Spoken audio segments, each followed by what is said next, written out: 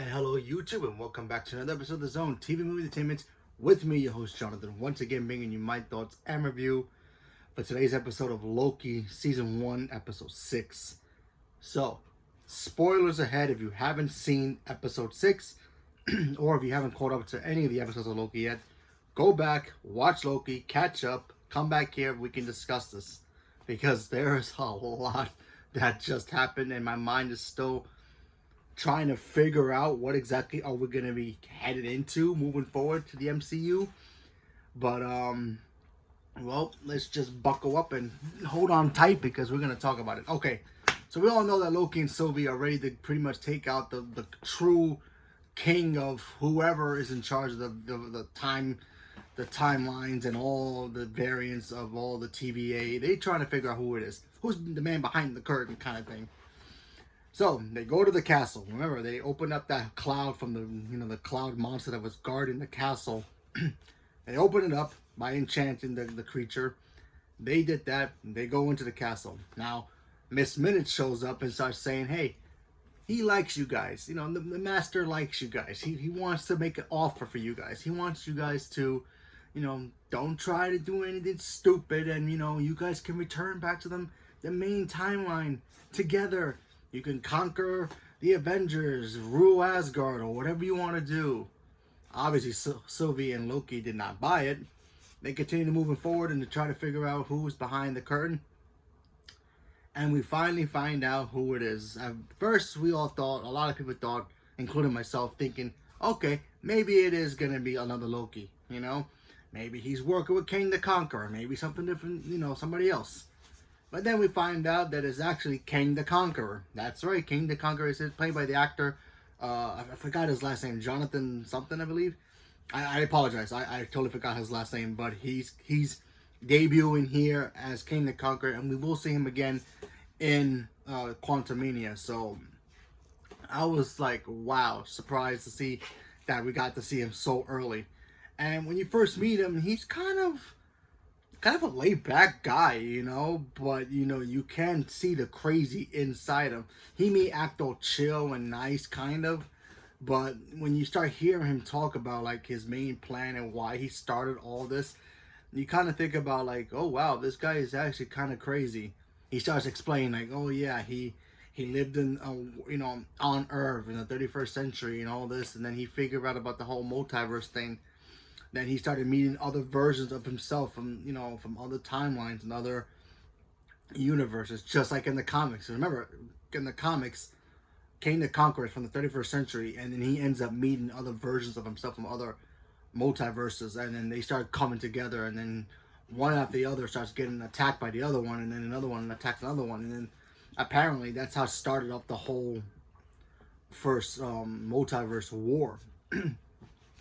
So then Kang decides that he's going to make it all better by making one reality and being the one in charge, being the man behind the curtain in a way. And then he starts talking about, hey, I'm doing this for a long time. I'm a little bit old. I want to relax. I want to chill. And he even gives Loki and Sylvie an opportunity, like, hey, listen, you guys could take over for me. You guys can be in charge, be in charge of the TVA, do what you want with them, keep the timeline check. But if you guys kill me, something worse is gonna happen, and Sylvie just wants to kill him. She believes that her life was taken from him because he was just playing a game. He just wanted to be almighty and powerful, and it was pretty much showing us that King the Conqueror is very calculating. When you watch him talk about how, oh yeah, I did this for one reason, for another. And, it started to get kind of, I guess, in his way, kind of getting boring. And that if he gets killed, something worse is going to happen. He didn't explain what exactly going to happen, but he was pretty much baiting Loki and Sylvie to, like, hey, come at me. See what will happen if you guys kill me. But you don't have to. You guys can let me go. I do my thing. You guys can be in charge and keep the multiverse from, collapsing on itself. And everybody wins.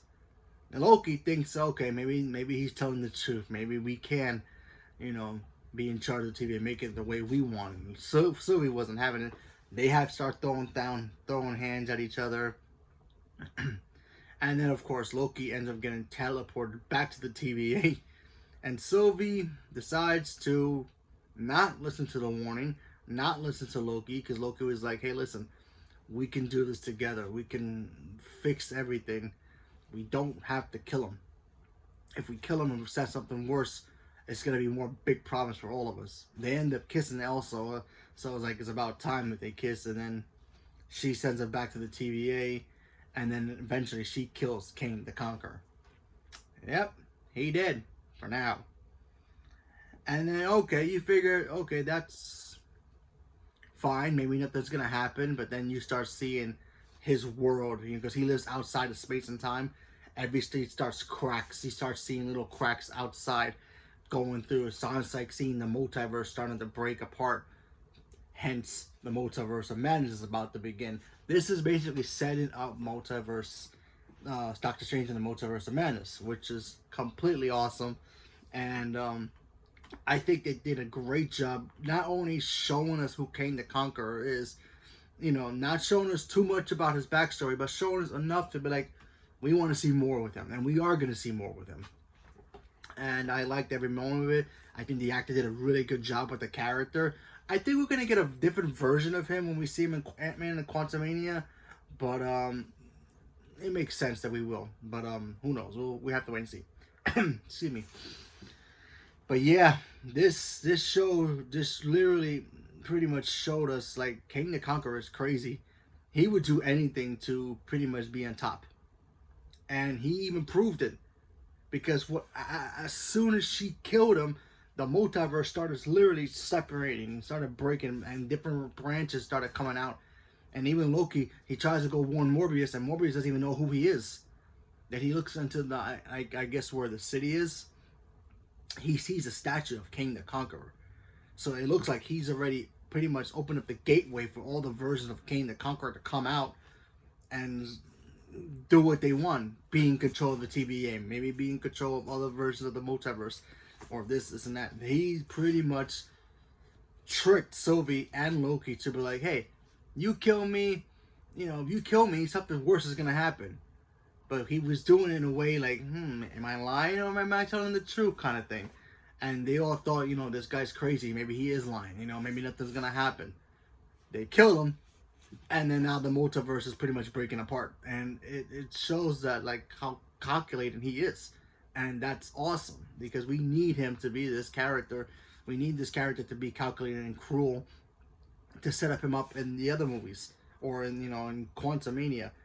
And then, of course, the big reveal at the very, very end, the after credit, if you will, the main credit, mid-credit scene, is that we're getting a season 2 of Loki. Loki's getting another season, which is awesome. I think they already greenlit. I'm not really sure if they did, or there's some rumors that we're gonna get another Falcon and Winter Soldier kind of thing, maybe, or if that's just gonna be Captain America 4. I'm not really sure. Anyway, but this will be the very first show that's getting a sequel, not counting Star Wars or Mandalorian. So this is awesome. It does show that we are gonna get more Loki. So it's gonna show us the I guess the destruction and recreating of the TVA, seeing the multiverse really break apart. I would not be surprised if the new season drops sometime before March. Now, it could set up, it is setting up multiverse. We all know that. But is it going to go right into Multiverse of Madness? Not too sure. I would not be surprised if Loki shows up in Doctor Strange too. He shows up there, like, hey, Doc, I screwed up. We got a problem. I need you up. Maybe he's the one who tells Doctor Strange about the multiverse and why is it all messed up. Because it is strange and odd that Doctor Strange has still yet to appear not in WandaVision, which he was supposed to. And now he hasn't showed up in Loki, which you figure, if this is supposed to set up Doctor Strange and Multiverse of Madness, he would have noticed this by now. Maybe Loki's the one who tells him, hey, man, this guy, he's pretty much tricked us. He says if we kill him, nothing would happen. Maybe something would happen, but we're not really sure what it was. And now the reality is breaking apart. Maybe that's what it is. Maybe Loki's going to end up being in Doctor Strange and Multiverse of Madness. I would not be surprised if he is. I would love to see Tom Hiddleston come back again, because I really like him as Loki. And teaming up with Doctor Strange and Wanda, would be pretty awesome. And fighting Mortal would be kind of cool too. So yeah. But where does this actually lead for Kang the Conqueror? Is Kang the Conqueror going to be a part of it as well? Possibility. Because remember, Kang the Conqueror has multiple versions of himself throughout time. So maybe the version we just saw in Loki, maybe it's his younger version. He said he was older than he looks, but maybe this was just his younger body. Because we haven't met the real. I believe we haven't met the real Kang yet. I think the real Kang the Conqueror, the real form, is gonna be in Ant-Man Quantumania. I think that's gonna be my thing. I think if he's gonna be in Multiverse of Madness, it's gonna be another variant of him, maybe a younger version, a little older, and a little bit more wiser.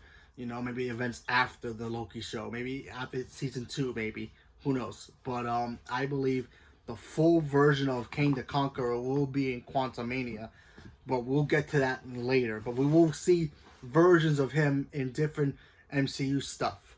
Maybe Doctor Strange Multiverse of Madness. Obviously, I am pretty strongly. I'm strongly sure that he's gonna show up in season 2 of Loki. I'm like 88% sure he's gonna show up in season 2. A version of him, a new version of him, and he's gonna be like, "Hey, there's multiple versions of me, man. You haven't even met my real version yet." And we'll get to that. It's gonna lead into either Doctor Strange in the Multiverse of Madness, which makes sense the most, and then also that's gonna help lead us into Ant-Man and Quantumania, because that's where Ant-Man and Wasp and Ant-Man and Wasp are gonna fight King the Conqueror, and I'm pretty sure it's gonna be the true version of him. I think that's what it's gonna be. They already announced him in Ant-Man and Quantumania, but they surprised us that he's was in Loki, and now I think he's going to be in Doctor Strange and Multiverse of Madness. Some version of him is gonna be in it. Same actor, he's gonna come back in Multiverse of Madness in some way, shape, or form in a different version of himself, and he's gonna set up Ant-Man and Quantumania. That's how I think it's gonna happen. But only time will tell. Hey, for all we know, we might even see him in Eternals. Remember, the Eternals take place thousands of years ago, and he's from thousands of years in the future. So he could have gone back all the way through the back time to warn his great ancestor about all this, and maybe there's a villain there too for the Eternals to fight. Maybe he took down the Celestials, for all we know.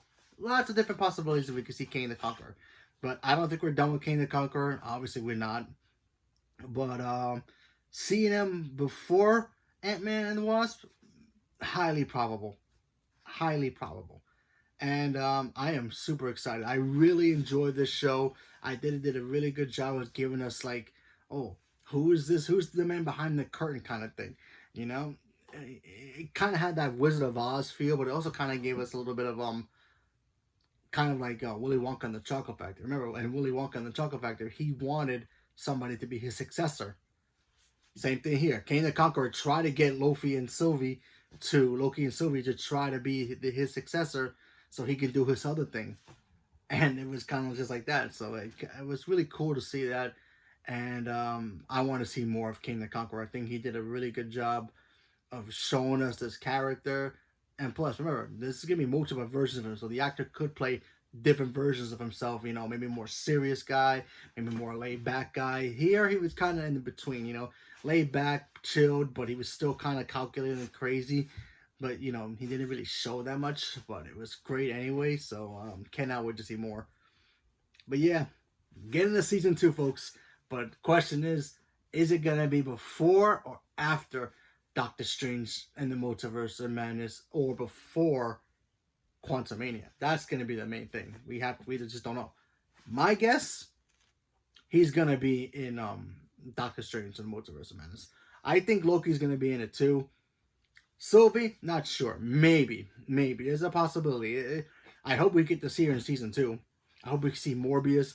You know, obviously he was trying to convince his boss, the judge lady, I keep forgetting her name, that, you know, all this can be fixed. You know, we got to fix this. He was trying to get rid of her too, to show her the truth, but you know, she kind of disappeared, so we have no idea what happened to her.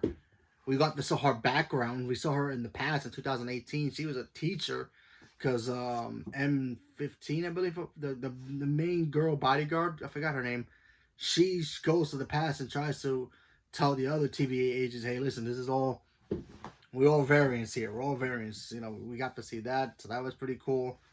But yeah, I really think that this season was very cool.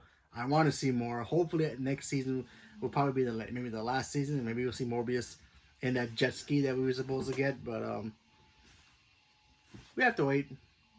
How long? No idea. But I'm very excited now. The Multiverse of Madness cannot come closer. It comes out in March, so I would assume a trailer maybe during Spider-Man or Eternals, around that time period. If it comes out November, if it comes out in March, so if November we get a trailer, December, January, February, March. That's 4 months in advance. We might even get it for Shang-Chi. You never know. Doctor Strange and the Multiverse of Madness should be almost done filming, so I would assume around that time period. September, December time frame, we'll get a first trailer for Doctor Strange because it comes out in March. So we still have time. March 24th, I think. So we still have time, but, you know, I think it's, you know, once September drops, we'll get something for Doctor Strange. Because I'm not even sure if it's still filming. Maybe you guys know. I just don't know. I would assume it's done filming.